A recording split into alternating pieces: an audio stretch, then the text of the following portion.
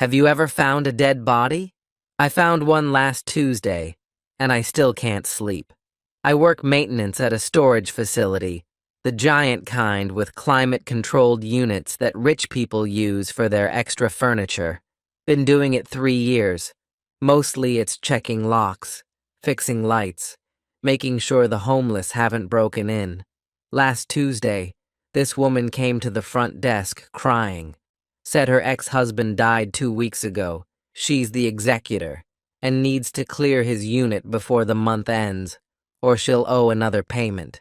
Unit 4-47, she said, handing me paperwork. I can't go in there myself. Too many memories. Would you mind just checking what's in there? I'll pay you extra. I felt bad for her. Gave her my cell number, said I'd text her an inventory.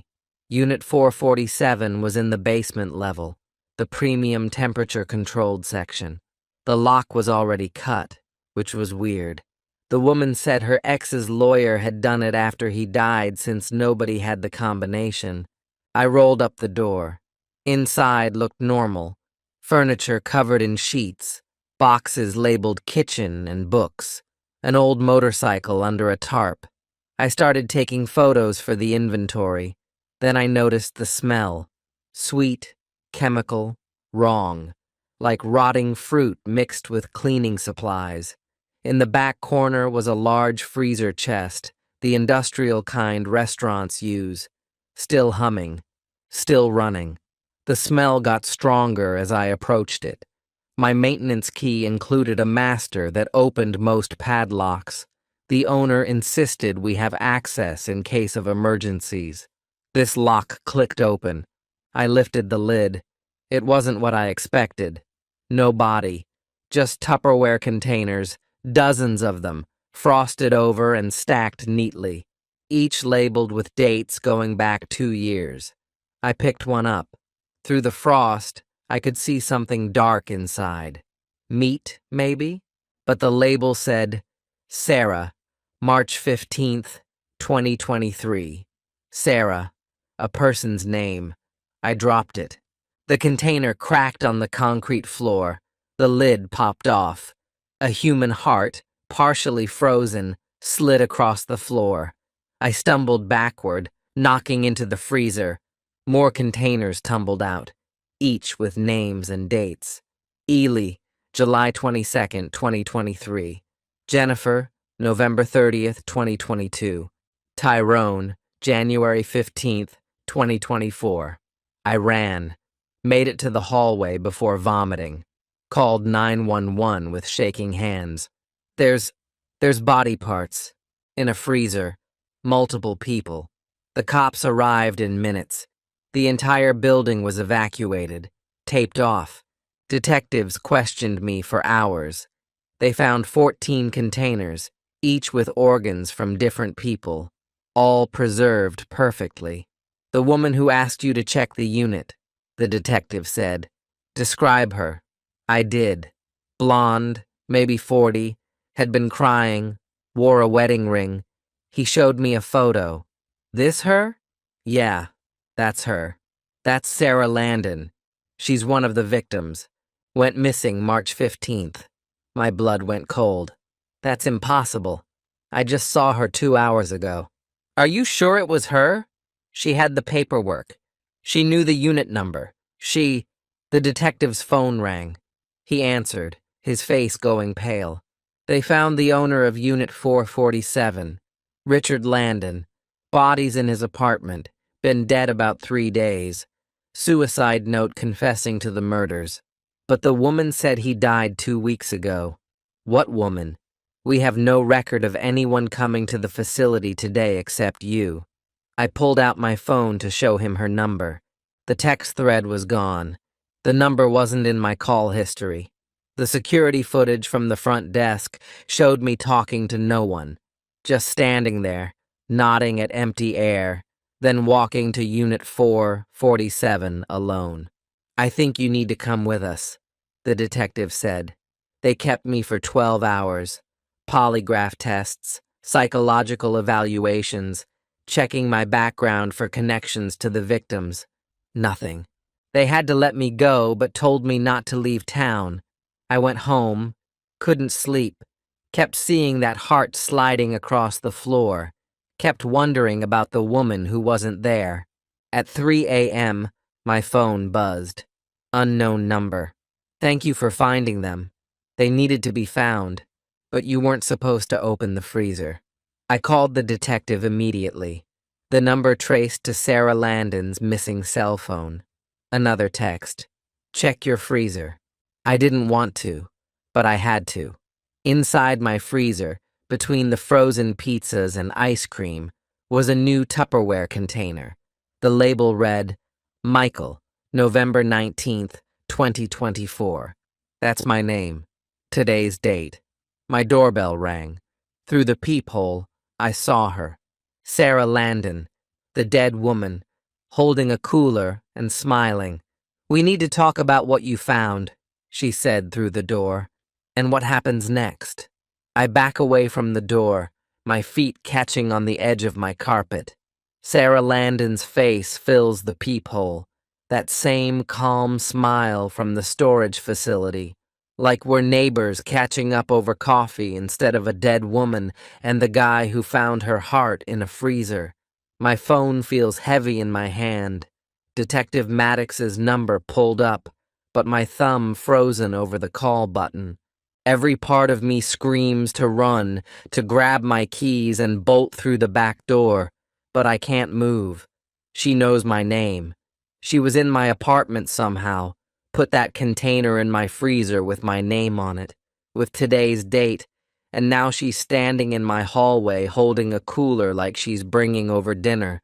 She knocks again, softer this time. 3 gentle taps that sound wrong coming from someone who shouldn't exist. Her voice comes through the door, muffled but clear. She says she understands I'm scared, that she'd be scared too, but she's not here to hurt me. The words sound so normal, so human, like something a friend would say after showing up unannounced. For just a second, I almost believe this is all a mistake, that maybe the detective showed me the wrong photo, that this woman at my door is just someone who looks like Sarah Landon, and I'm having some kind of breakdown from the stress. But then I remember the security footage showing me talking to empty air, the text messages that vanished from my phone, the way the detective's face went pale when he told me her body was found 3 weeks ago. My phone buzzes in my hand and I nearly drop it. Another text from that unknown number, the one that traced to Sarah Landon's missing cell phone. The message fills my screen in simple words that make my stomach twist. It says the police can't help with this. It says if I want answers about why my name was in that freezer with today's date, I need to open the door and listen. My finger hovers over Detective Maddox's name in my contacts, but I don't press it. What would I even say? That the dead woman is texting me instructions? That she's standing in my hallway right now? They already think I'm crazy, already put me through 12 hours of tests and questions, because the footage showed me talking to nobody. I walk to the door, each step feeling like I'm moving through water. My hand reaches for the deadbolt, and I hear my own voice in my head asking what I'm doing, telling me this is insane, but I unlock it anyway. I leave the chain on, though, that thin metal link suddenly feeling like the only thing between me and whatever is happening. I pull the door open just enough to peer through the gap. Sarah Landon stands there in my hallway under the flickering light that I keep meaning to fix. She looks exactly like her missing person photo, the one Detective Maddox showed me. Same blonde hair, same face, same clothes even, a blue cardigan over a white shirt. But up close I can see through her, just barely, like looking at someone through foggy glass. The hallway light shines through her edges, making her look pale and thin, almost see-through. Her eyes, though, those are sharp and clear and looking right at me with an awareness that makes my skin crawl. She starts talking before I can say anything. She explains she's not a ghost exactly, more like an echo of what happened. She says she's been trying to reach me since I opened that freezer, since I saw her name on that container and dropped it on the concrete floor. Her voice stays calm and steady, like she's explaining something simple and obvious. She tells me Richard Landon didn't work alone. There's someone else still out there. Someone who helped him kill all those people, and that someone has marked me as the next person who knows too much. The words come out matter of fact, like she's telling me about the weather, but each one lands in my chest like a stone. I find my voice finally, ask her for proof. I tell her about the security footage showing me alone, about how the police think I'm having some kind of episode. My words come out shaky and too fast. I ask her to explain why I'm the only one who can see her, why she looks like she's made of fog and light. Sarah holds up her hand, palm facing me, and reaches toward the door. Her fingers pass through the chain like it's not even there, the metal offering no resistance at all. She moves her hand back and forth through it, the brass links sitting inside her translucent skin without touching anything solid. My stomach drops, and I taste acid in my throat. This is real. This is actually happening.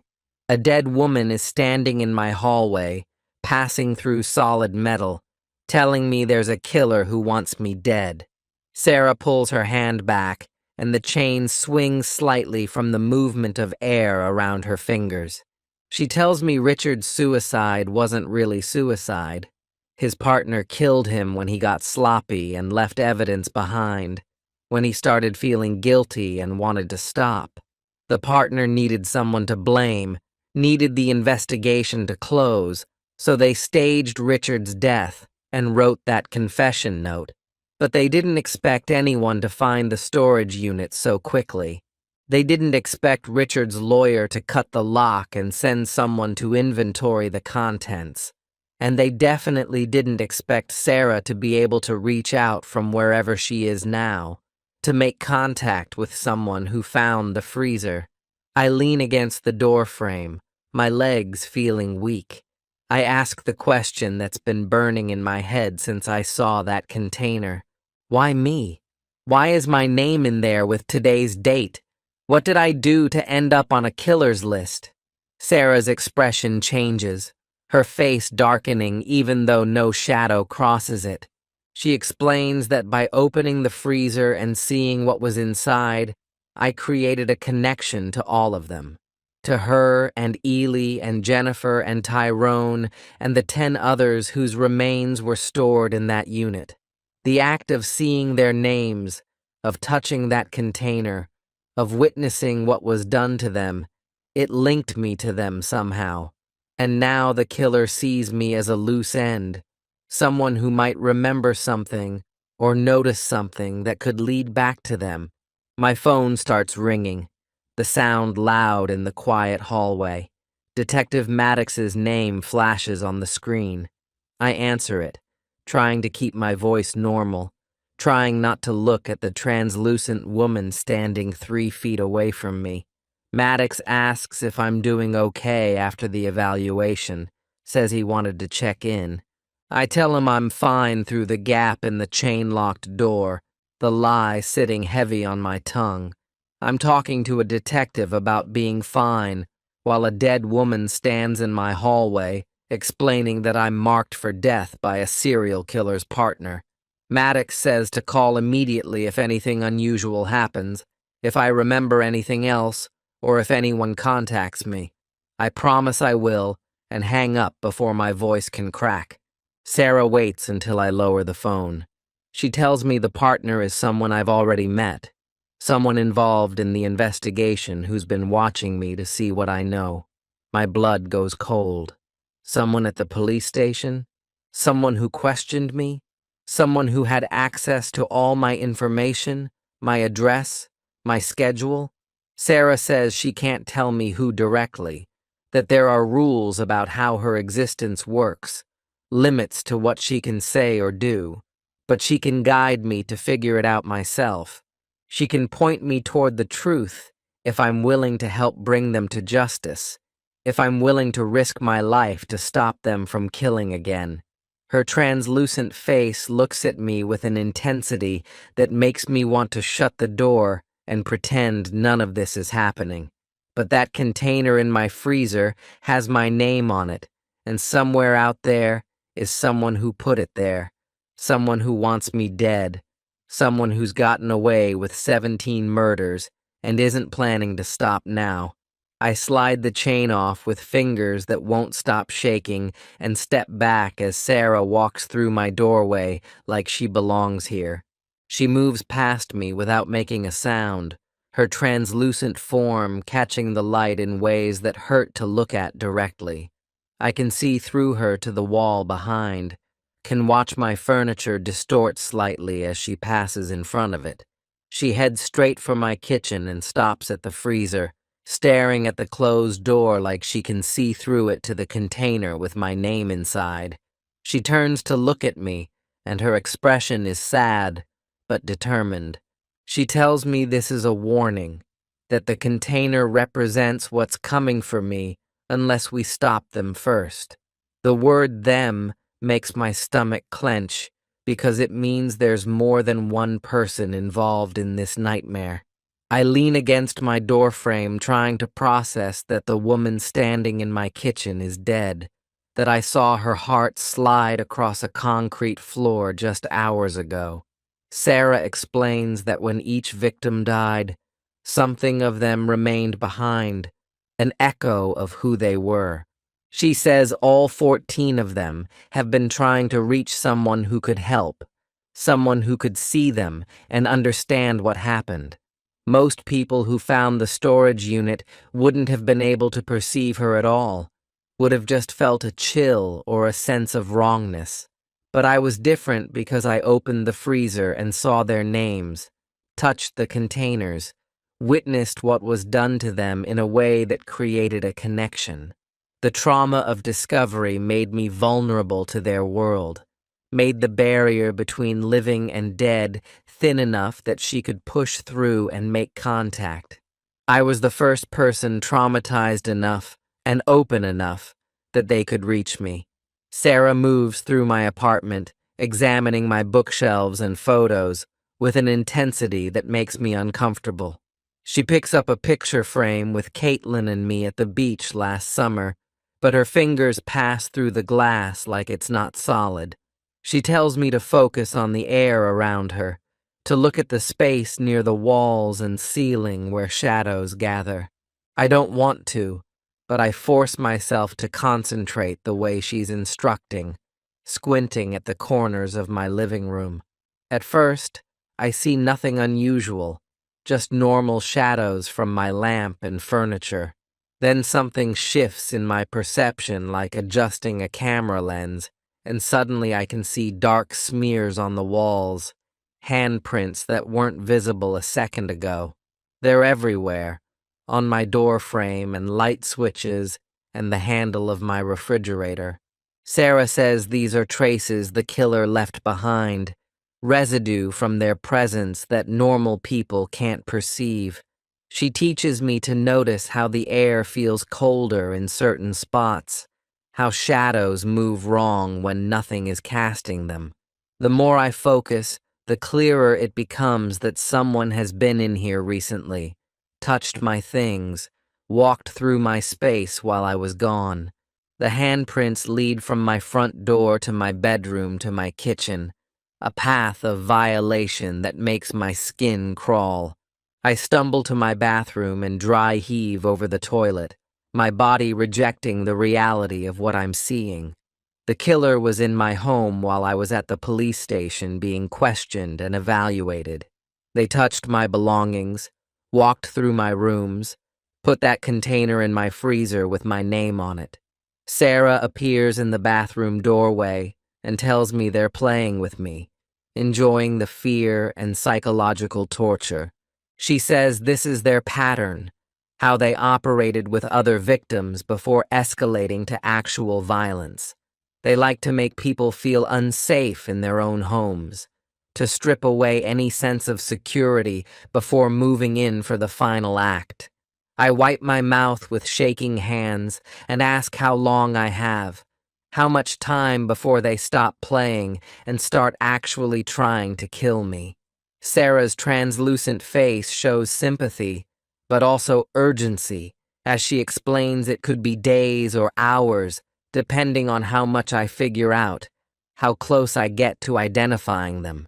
The container with my name is both warning and promise, a psychological weapon and a genuine threat. My phone buzzes on the bathroom counter, and Caitlin's name lights up the screen. I stare at it for 3 rings before answering, trying to make my voice sound normal. Caitlin asks if I'm okay because she heard about what happened at the storage facility, something about police and evacuations and human remains. I can hear the worry in her voice and have to decide right now whether to tell my girlfriend that I'm talking to a dead woman in my bathroom while looking at invisible handprints a killer left on my walls. I keep it vague instead, telling her I'm dealing with police stuff and evaluations, that it's complicated but I'm physically fine. She offers to come over, says she can leave work early and be there in 20 minutes.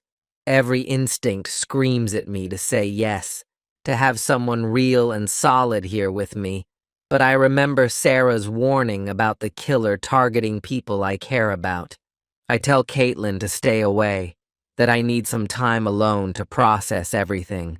The hurt in her silence cuts deeper than any physical wound, but I force myself to maintain the lie because if she comes here, she becomes another target. After I hang up, Sarah is standing right behind me, close enough that I can feel the cold radiating from her form.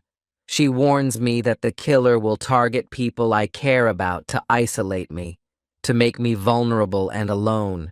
Caitlin is already in danger just from being associated with me, from being my girlfriend and someone I'd want to protect.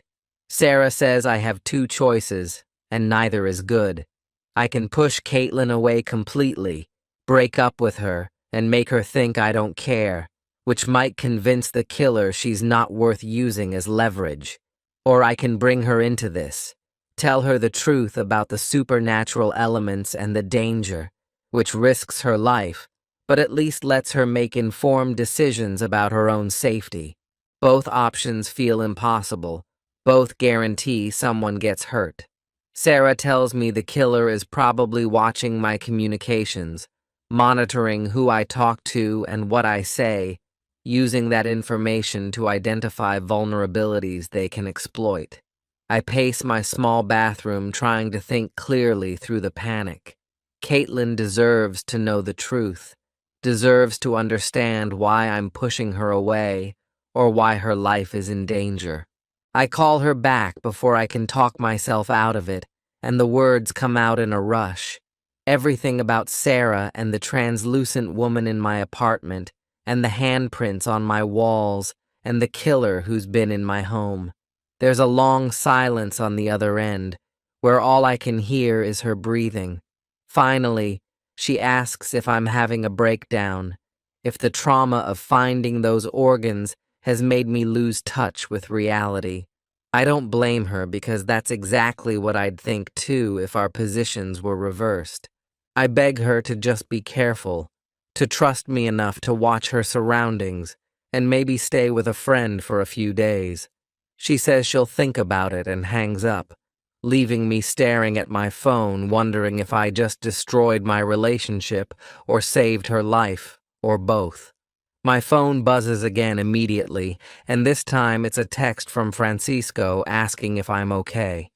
The facility manager told everyone about the police investigation, about the freezer and the remains, and my involvement in the discovery. Francisco wants to know if I need anything, if there's something he can do to help. I stare at the message, realizing my coworker might be in danger too, because he has keys to all the units, could theoretically access evidence or information the killer wants to keep hidden. Francisco is another loose end, someone who could potentially discover something incriminating if he went looking. I text back that I'm fine, but he should be careful at work. Should maybe take a few days off if possible. He responds asking what I mean, and I don't know how to explain without sounding paranoid or crazy.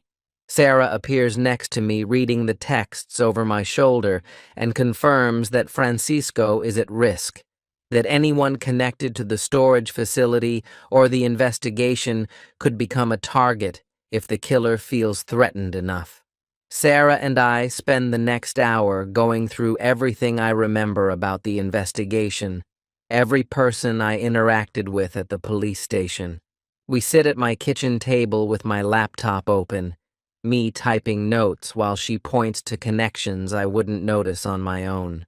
She can sense things about people, feel their intentions in ways I can't access, but she needs me to make the connections consciously for her abilities to work properly. It's like she can see the threads between people, but I have to name them and understand them before the information becomes useful. We list every detective and officer and technician who was at the storage facility, everyone who questioned me or processed evidence or had access to the crime scene. Sarah keeps circling back to Detective Maddox, the one who showed me her photo and asked if I recognized her. She says something about him feels wrong, like he knew more than he was saying during the interrogation.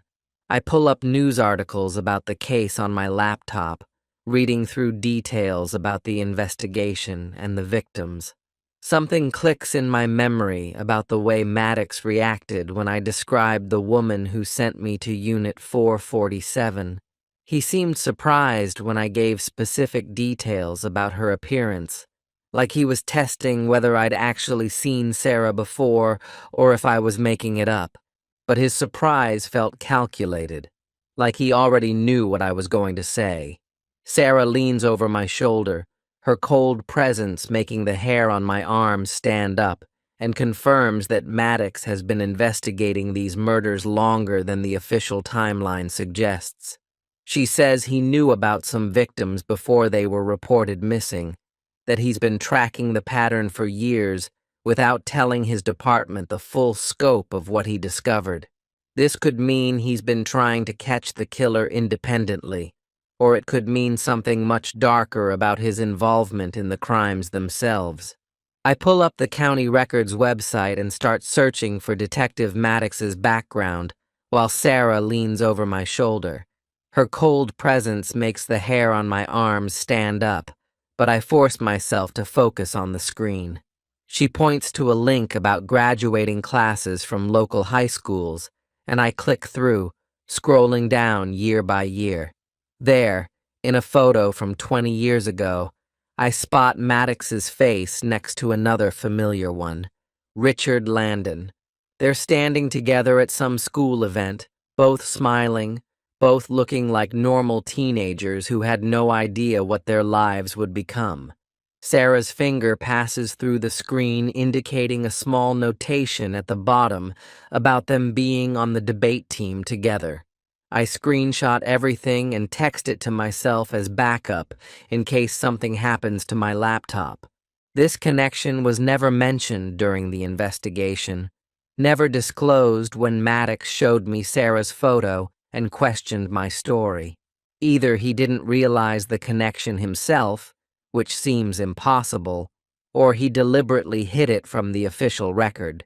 Sarah makes a sound like wind through empty rooms, and I turn to see her staring at the corner of my living room where the shadows look darker than they should. The lights above us flicker once, then again, and the temperature drops so fast I can see my breath forming clouds in the air. Sarah tenses beside me, her translucent form becoming more solid as if she's concentrating hard on staying visible. Something else is here. Something that makes the walls feel closer and the air taste like metal and fear. The shadows in the corners aren't just dark anymore. They're reaching, stretching across my walls with fingers that look almost solid, but move wrong, too fluid and too deliberate. I push my chair back from the table and Sarah moves between me and the shadows. her presence creating a barrier I can feel as pressure against my chest. She tells me, this is the killer's darkness, that doing these things so many times has created a footprint that exists beyond normal reality. Her voice sounds strained, like she's using all her energy just to speak, while holding back whatever is trying to reach us.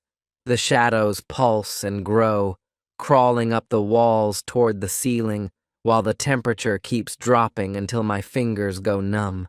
I watch Sarah push back against them with her own presence. Two impossible forces meeting in my living room and creating a pressure that makes my ears pop. The shadows recoil slightly, but push forward again, and I can hear something like whispers coming from them. Words I can't quite make out, but that fill me with sick dread anyway.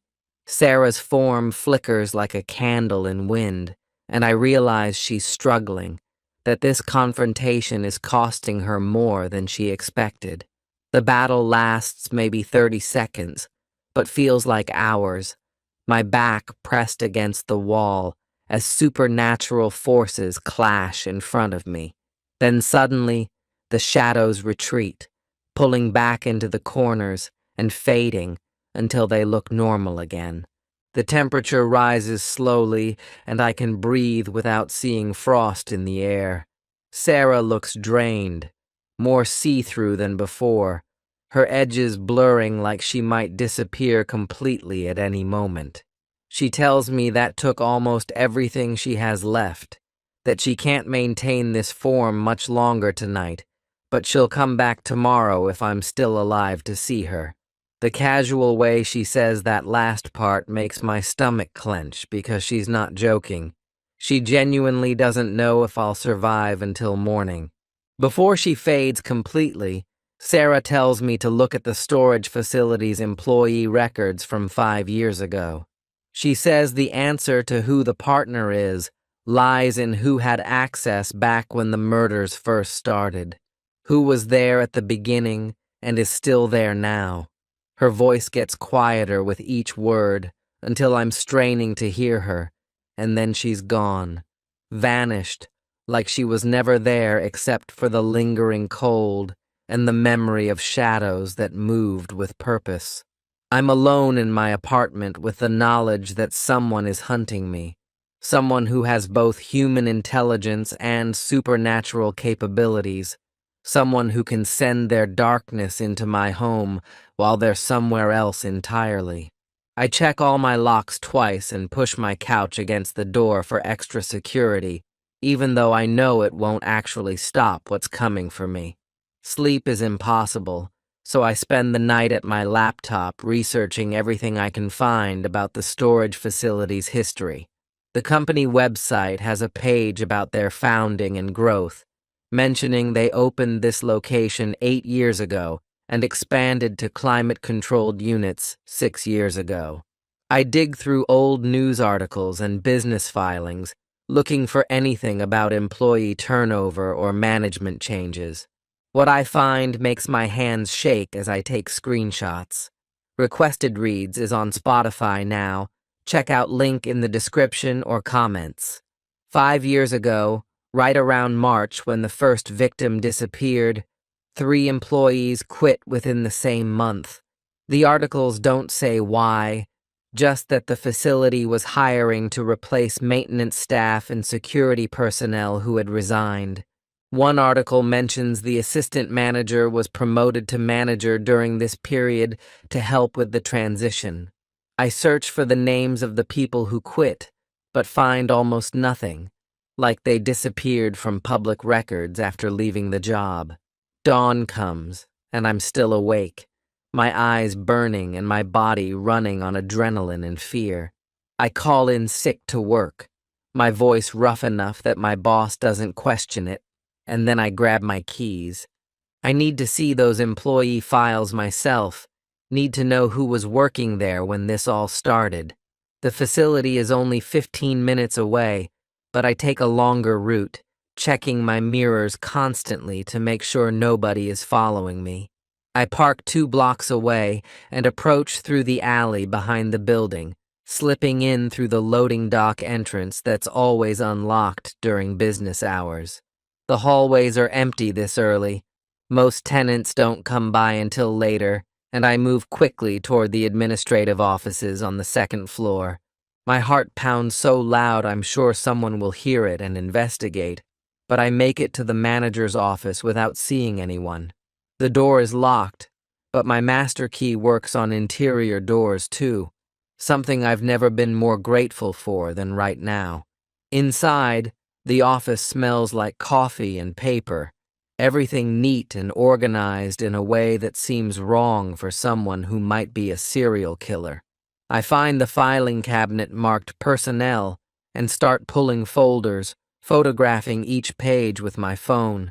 My hands shake every time I hear footsteps in the hallway outside, every distant voice making me freeze and listen to see if they're coming this way. The files go back to when the facility opened, and I work backward through the years until I reach the ones from 5 years ago.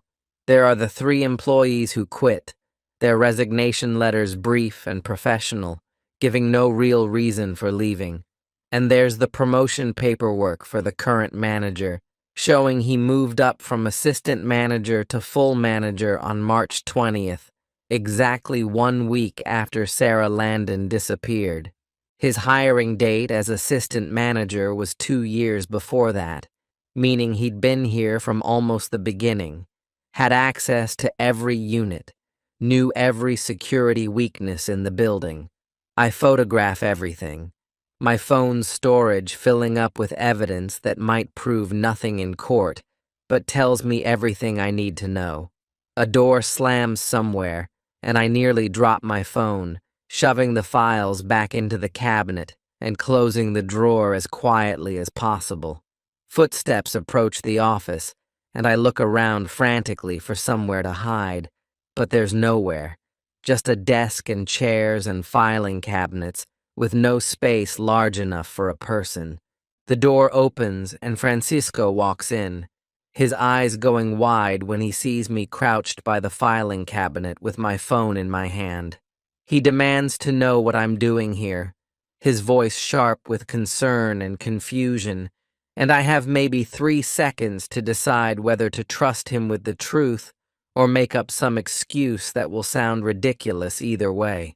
Something about the genuine worry on his face makes me show him the photos on my phone, pulling up the timeline that shows our manager's promotion matching the first murder. I explain quickly about the connection between Maddox and Richard Landon, about Sarah appearing in my apartment and the shadows that attacked us, about how someone is still out there killing and I'm the next target. Francisco listens without interrupting, his expression shifting from confusion to disbelief to something like acceptance. When I finish, he's quiet for a long moment, then tells me he's had his own suspicions about the manager. He says equipment goes missing sometimes, expensive tools that should be locked up, and there are gaps in the security footage that get explained away as technical glitches. He thought it was just theft, or maybe the manager being lazy about maintenance, but now he's wondering if those gaps were covering up something much darker. Francisco mentions the manager has keys to storage units that were never returned by previous tenants, units that should have been rekeyed but somehow never were, giving him access to spaces that aren't officially assigned to anyone. He pulls out his own phone and shows me a spreadsheet he's been keeping, noting dates when equipment disappeared and footage got corrupted, and I see the pattern immediately. Every gap lines up with a date close to when one of the victims went missing, the manager creating blind spots in our security system during the exact windows when he needed them. We decide right then to check the security archives together, looking for any footage from 5 years ago that might show the manager accessing Unit 447. Francisco knows where the old drives are stored, in the archive room down in the basement near where I found the freezer. The thought of going back down there makes my stomach twist, but we need proof. something concrete that ties him to the murders beyond just suspicious timing and missing equipment.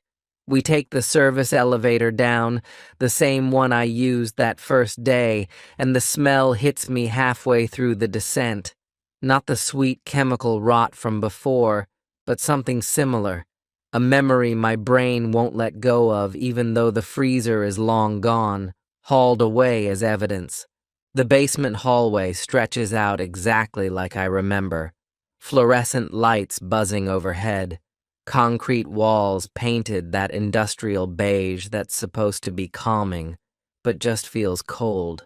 Francisco leads me past Unit 447, and I can't help but look at the rolled-down door, now sealed with police tape and a new padlock. The archive room is at the end of the hall, a converted storage unit filled with old computer equipment and boxes of security drives labeled by year and month. Francisco starts pulling drives from 5 years ago, while I set up the old monitor and playback system they keep down here for reviewing footage. My hands shake loading the first drive, March through May from 5 years back, right when Sarah disappeared. The footage loads in grainy black and white, showing the basement hallway from multiple camera angles. We start scrubbing through, looking for our manager, and within 20 minutes we find him. There he is on March 14th, the day before Sarah vanished, wheeling a large equipment cart toward Unit 447 at 2 in the morning. The footage shows him unlocking the unit with his own key, going inside for 40 minutes, then leaving with the cart noticeably lighter. Francisco and I exchange looks, both of us knowing what this means, but neither wanting to say it out loud. We keep watching, finding more instances, dates that match up with when other victims went missing. Each time it's the same pattern, late-night visits to Unit 447, always with equipment that could hide what he was really transporting. I'm taking photos of the monitor with my phone when the temperature in the archive room drops so fast I can see my breath. Francisco grabs my arm, his eyes wide and fixed on something behind me. I turn slowly, and there she is, Sarah, but stronger than before, more solid, like she's drawing power from this location where so much of her nightmare began. Francisco screams, actually screams, stumbling backward into the shelving unit and sending old drives clattering to the floor. Sarah holds up her hands in what I think is meant to be a calming gesture, but her translucent form just makes it more terrifying. She apologizes for scaring him, her voice echoing slightly like it's coming from everywhere at once, but says time is running out.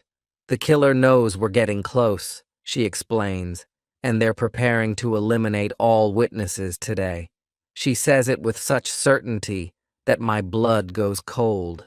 They're starting with Caitlin, she continues, to hurt me emotionally before finishing me off, and the way she says it makes clear this isn't speculation. This is something she knows, something she can sense through whatever connection exists between her and the killer. I pull out my phone immediately, hands fumbling, and call Caitlin. It rings once, twice, 3 times, 4. Voicemail. I try again. Same thing. Sarah moves closer, her form flickering slightly, and says she can sense Caitlin is in immediate danger at her apartment right now, that we need to go immediately if we want to save her. Francisco is still pressed against the shelving, his face pale, but when I start running for the door, he follows, both of us sprinting down the basement hallway toward the elevator. Sarah guides us, her translucent form somehow keeping pace, and when the elevator is too slow, she directs us to the stairs.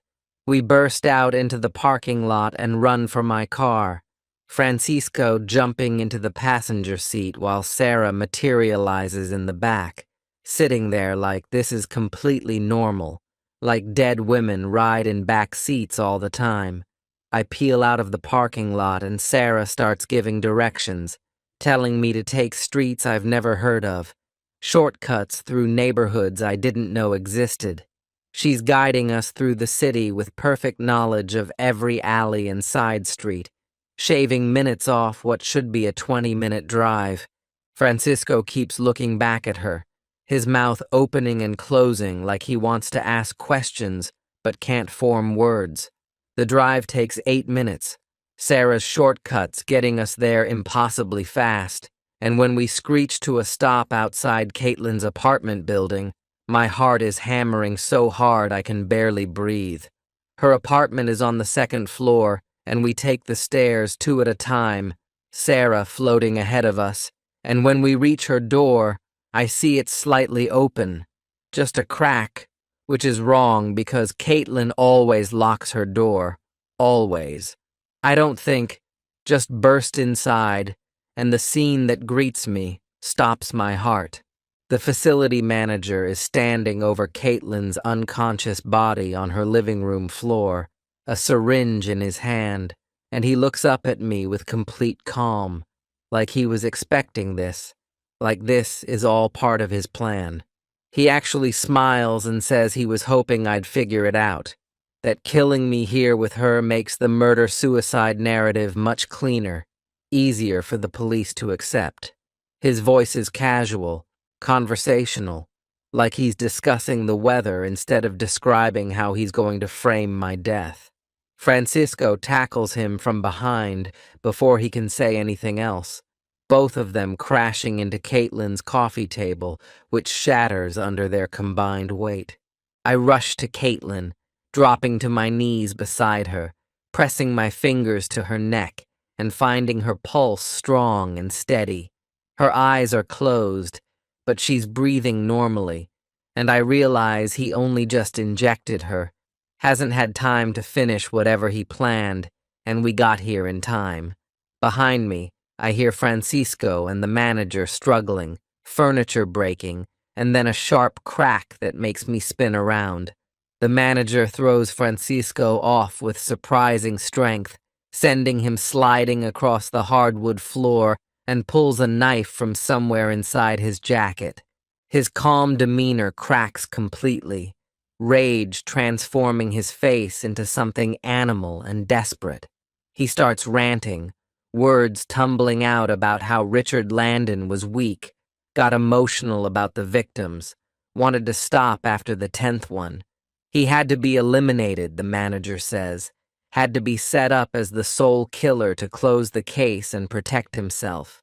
He's pacing now, knife held low and ready, explaining how he staged Richard's suicide, wrote the confession, made it all look perfect, until I had to go and open that freezer, had to find what should have stayed hidden forever. Francisco is getting to his feet, blood running from his nose, and I'm frozen between him and Caitlin, calculating whether I can get to the door before the manager reaches us with that knife. Then Sarah materializes, fully visible to all of us, solid enough that she casts a shadow on the wall. The manager's face goes completely white, all the blood draining away, and he actually drops the knife. Sarah isn't alone anymore. Other translucent figures appear around her, 13 of them, all the other victims, and together they create a circle around the manager that he can't cross. He actually tries to push through, but some invisible barrier holds him in place, supernatural justice trapping him in the center of Caitlin's living room while he screams about ghosts and echoes. I grab my phone with shaking hands and call Detective Maddox, and when he answers, I can barely get the words out, explaining where we are, what happened, that the facility manager is here, and tried to kill Caitlin.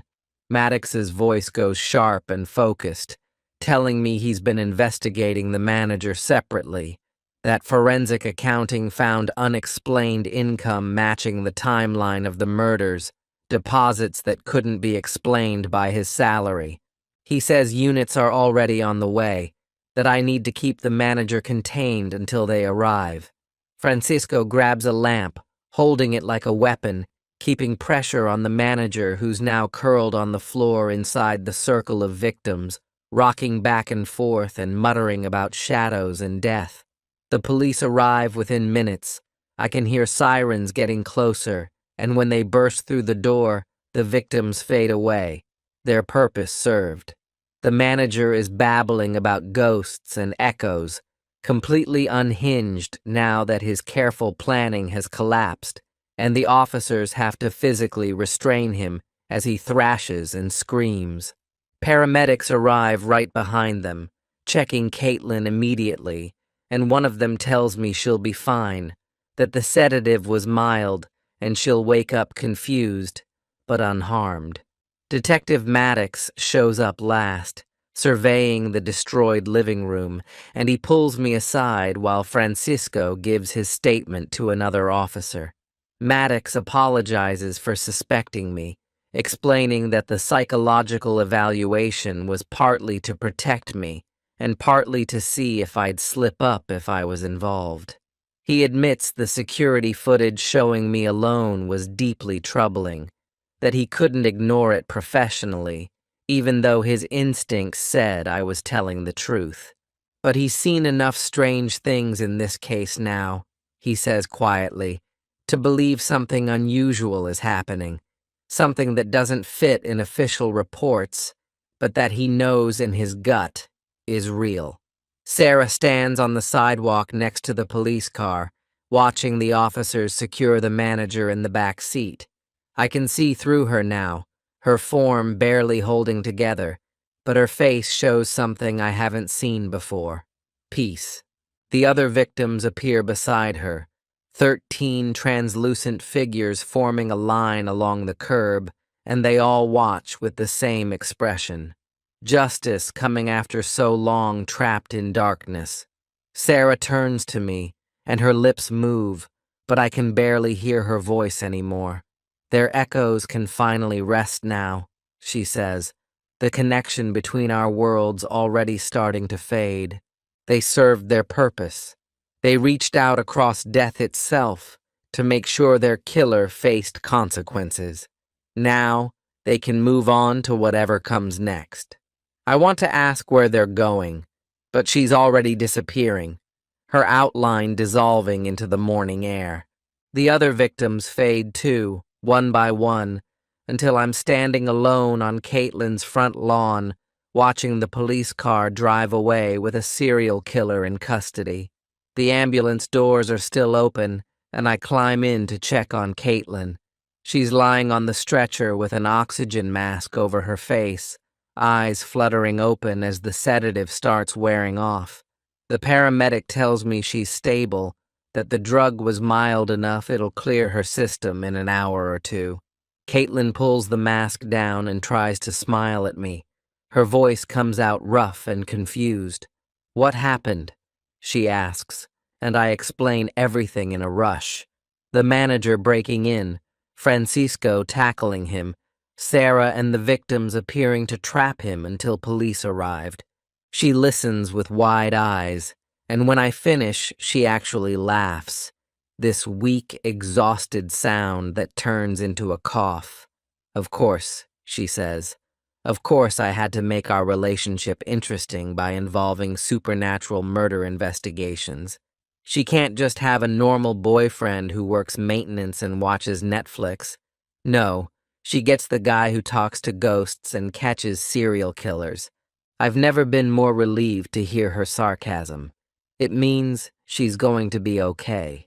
The paramedic clears her to go home after another 20 minutes of monitoring, and I help her back into her apartment where Francisco is giving his statement to 2 officers. He looks exhausted, blood dried under his nose from where the manager hit him, but he grins when he sees Caitlin walking. The police finish taking our statements and leave, promising to follow up if they need more information for the case. Francisco helps me clean up Caitlin's destroyed living room, picking up broken furniture and sweeping up shattered glass while Caitlin sits on the couch wrapped in a blanket. We don't talk much. We're all too tired and shocked to process what just happened. Francisco leaves around noon, and Caitlin falls asleep on the couch, so I sit on the floor next to her and finally let myself feel everything I've been pushing down. The terror of seeing that knife, the relief of Sarah appearing, the weight of knowing this is actually over. Over the next week, forensic teams tear apart the storage facility unit by unit. I watch the news coverage showing investigators in white suits carrying evidence boxes out of the building. They find 3 more units the manager had been using over the years, each one containing carefully organized records, dates, names, locations where he and Richard grabbed their victims, photos documenting what they did. The manager kept everything. This sick archive of 17 murders spanning 5 years. The news reports the total victim count climbing. 14 in Unit 4-47 like we originally found, plus 3 more whose remains were disposed of differently before Richard and the manager perfected their storage method. 17 people total. 17 families who spent years not knowing what happened to their loved ones. Detective Maddox calls to update me on the investigation. The forensic evidence is overwhelming, he says.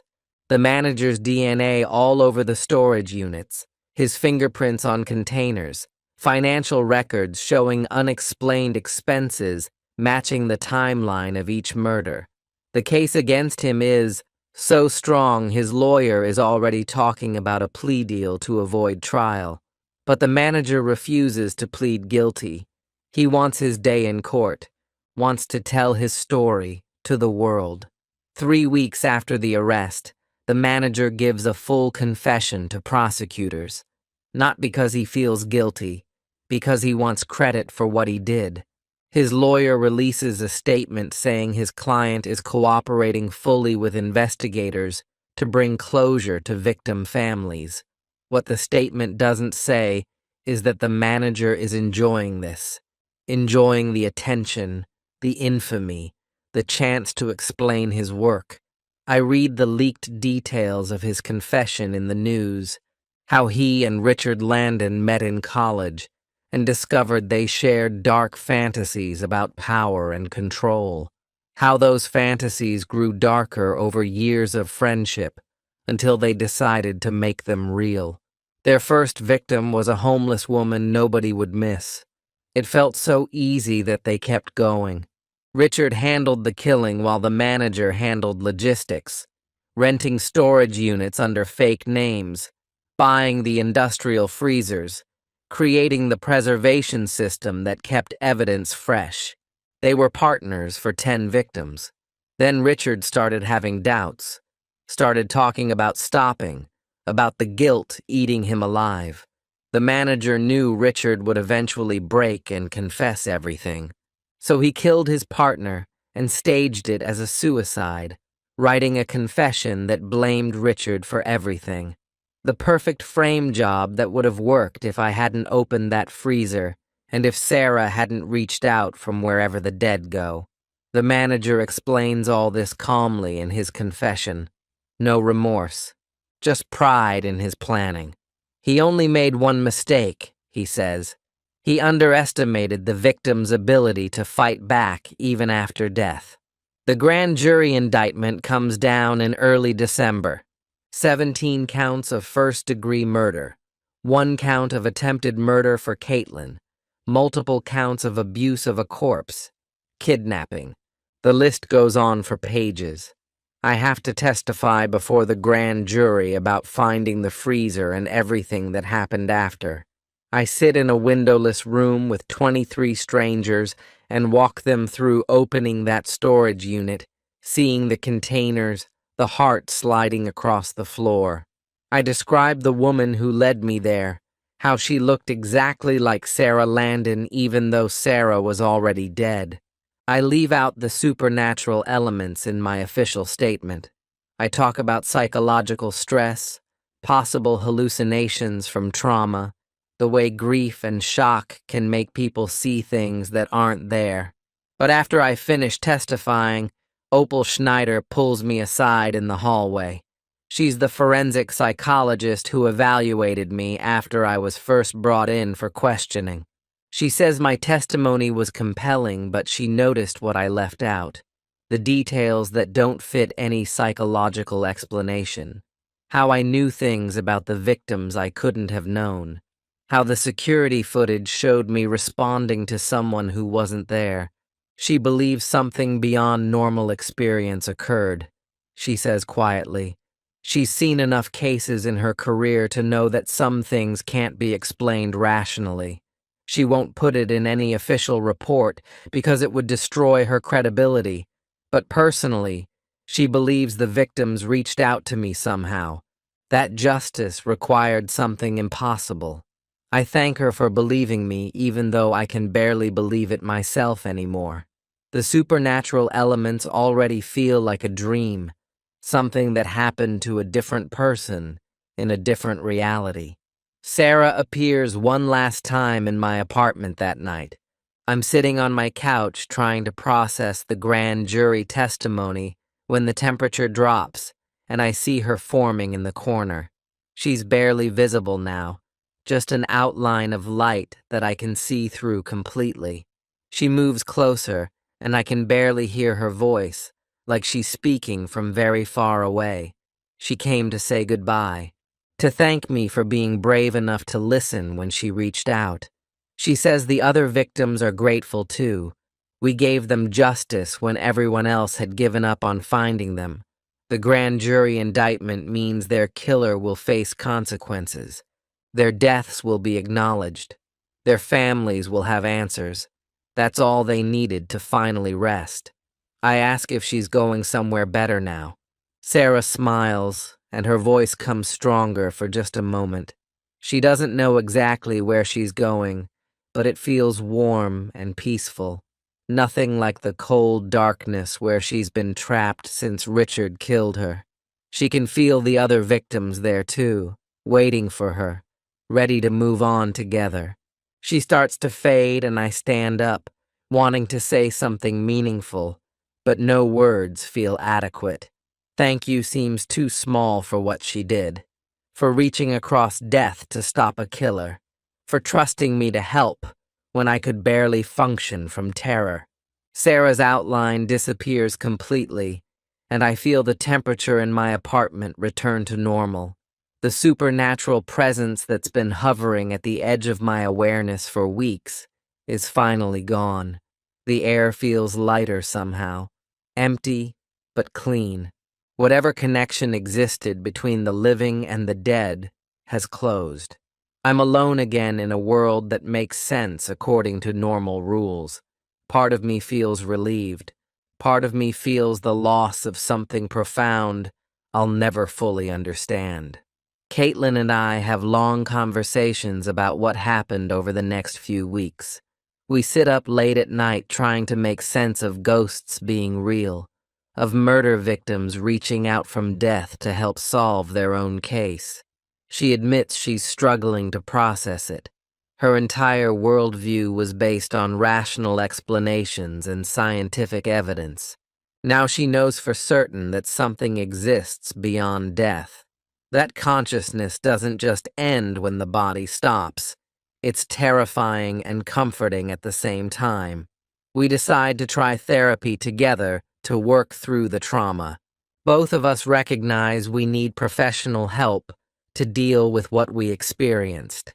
I find a therapist who specializes in violent crime trauma, and we start going twice a week.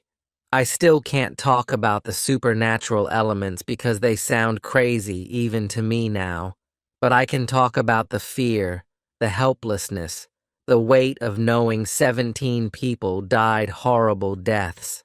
The therapist helps us develop coping strategies for the nightmares and panic attacks. Slowly, we start feeling more normal, more like ourselves before all this happened.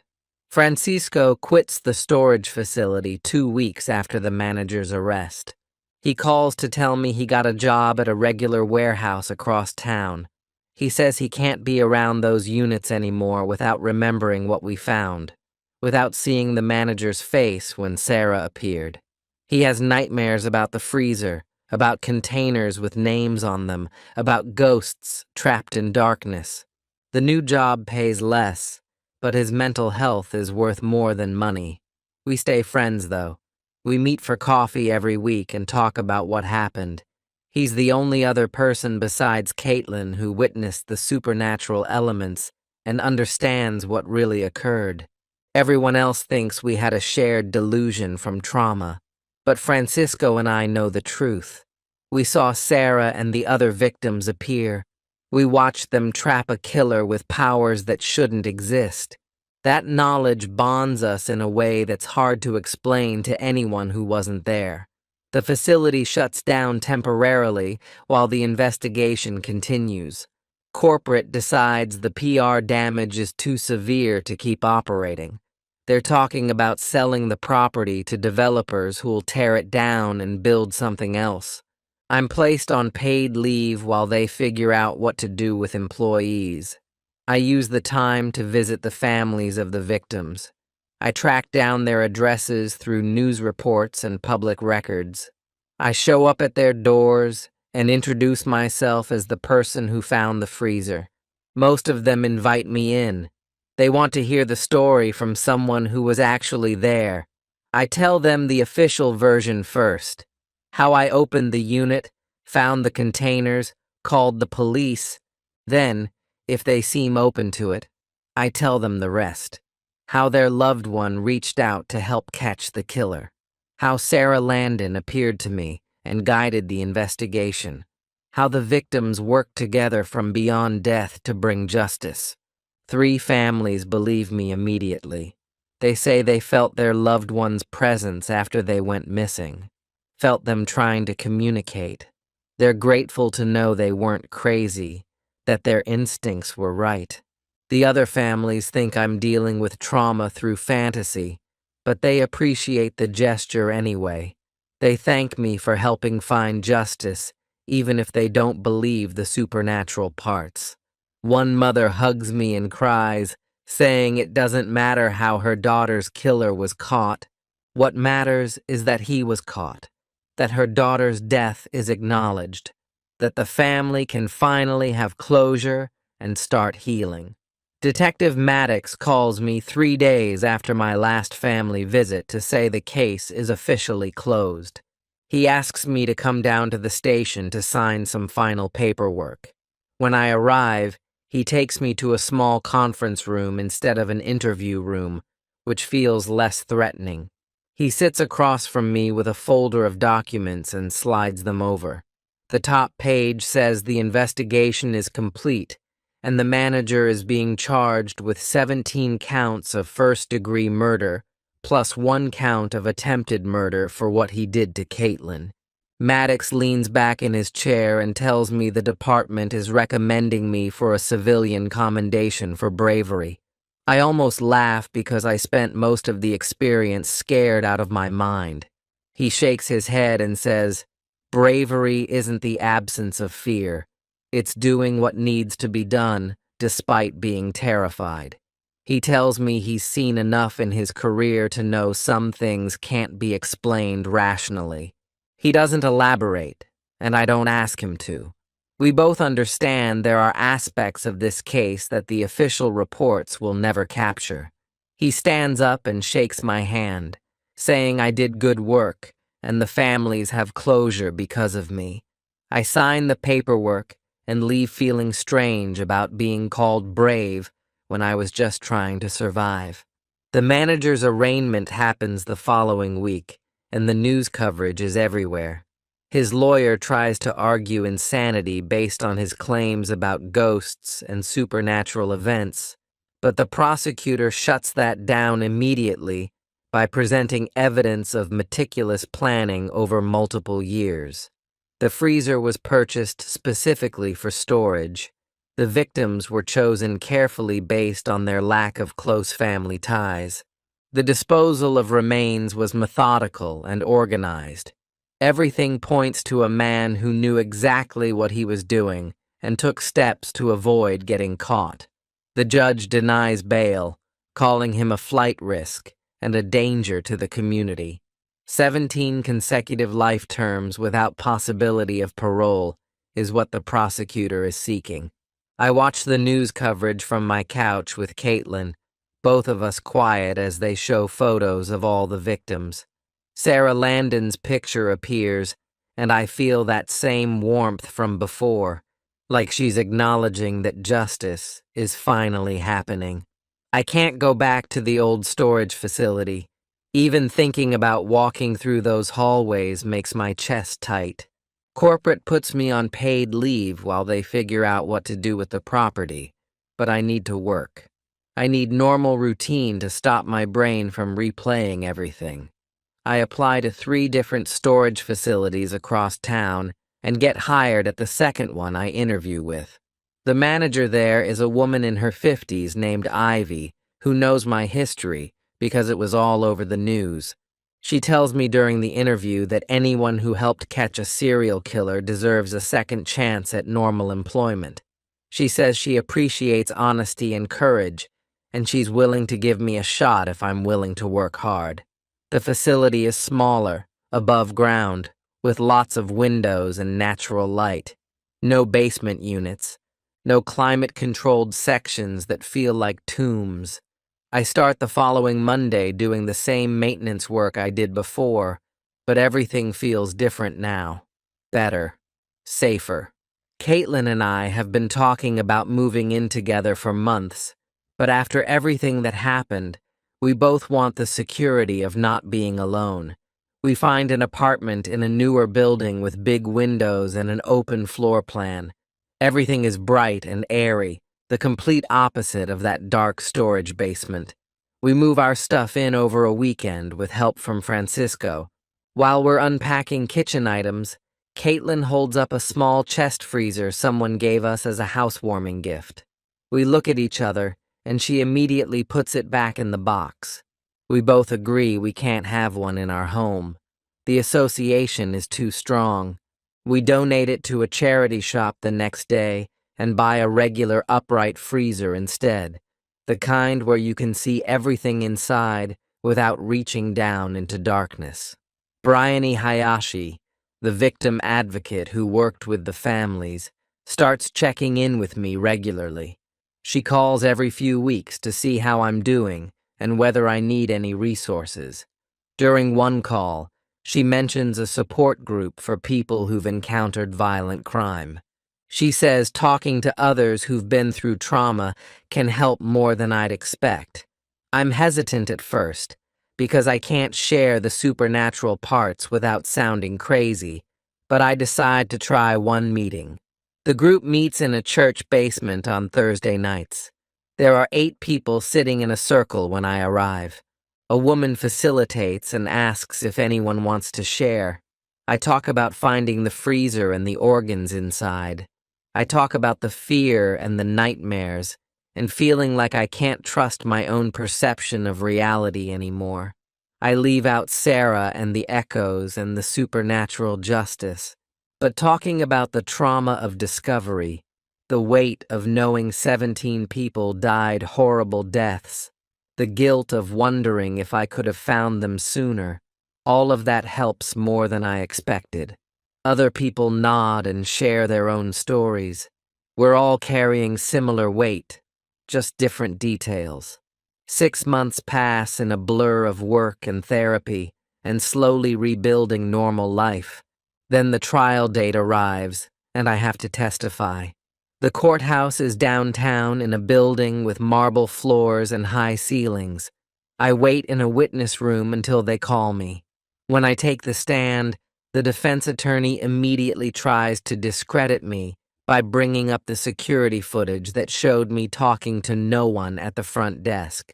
He suggests I hallucinated the entire interaction with Sarah Landon. The prosecutor objects, and the judge sustains it. The prosecutor asks me to describe exactly what I found in Unit 447. I go through it step by step, keeping my voice steady.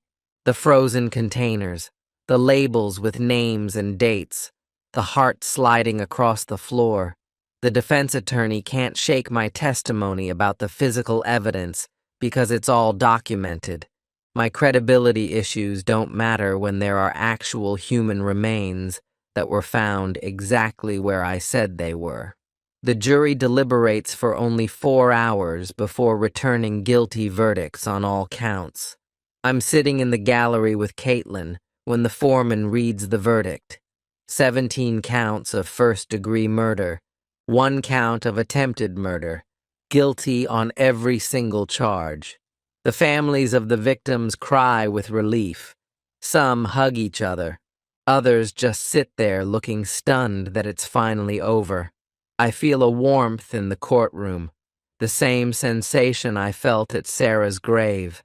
I can't see her or any of the other victims anymore, but I sense they're here witnessing their killer face justice. The warmth spreads through the room like sunlight breaking through clouds, and for just a moment, everything feels right. The sentencing happens 2 weeks later. The judge gives the manager 17 consecutive life terms without possibility of parole. As the bailiffs lead him away in handcuffs, he turns and looks directly at me. His eyes are hollow and haunted. He mouths something I can barely make out. They're still here. I realize he can still sense the victim's echoes even though I can't anymore. He's going to spend the rest of his life in prison, haunted by the people he killed, feeling their presence constantly, but never finding peace. That seems like justice to me, both legal and supernatural. Francisco calls me that evening while I'm making dinner with Caitlin. He sounds excited, almost giddy. He tells me he's engaged to his girlfriend, Maria. The experience of nearly dying made him realize he didn't want to waste any more time. He wanted to commit to building a real life with someone he loves. He invites Caitlin and me to the wedding in 3 months. I congratulate him and tell him we'll definitely be there. After I hang up, Caitlin asks what that was about. I explain, and she smiles, saying it's good to have something positive come from all the horror we survived. Something to celebrate instead of just process and recover from. We finish making dinner and eat together in our bright apartment with big windows, and for the first time in months, I feel genuinely hopeful about the future. Missing Persons Organization reaches out to help communities find their missing loved ones. I spend weekends answering phones and organizing search parties and sitting with families who just need someone to understand what waiting feels like. The work drains me sometimes, but it also fills something that was empty after everything that happened. I'm making sure other people don't have to face the same horror I did, that families get answers even if those answers hurt.